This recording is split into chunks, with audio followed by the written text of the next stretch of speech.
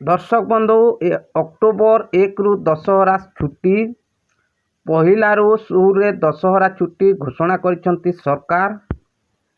तेबे आगकू आसुची पार्वणर महासंभार आश्विनी मासरे धरावतरण करने जाउछंती जगज्जननी माँ दुर्गा। एथिपाई राज्यर समस्त स्कूल रे छुट्टी घोषणा हो जाइछि।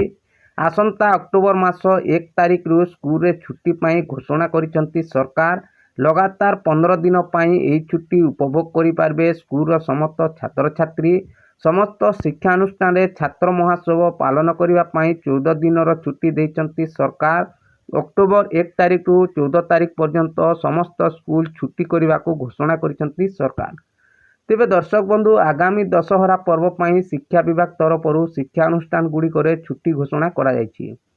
अक्टोबर 1 तारिख रु 14 तारिख पर्यंत दशहरा छुट्टी 14 दिन घोषणा करछंती तेलंगाना सरकार।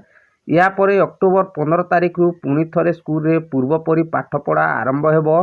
किंतु किछि बेसरकारी स्कूल गुड़िकरे एही छुट्टी गोटे दिन कम मिलिबो। सरकारी विद्यालय गुड़िकरे अक्टोबर 1 तारिख रु छुट्टी प्रदान करा जाउथला बेले केतेक बेसरकारी स्कूल अक्टोबर 2 तारिख रु छुट्टी ग्रहण करिवे।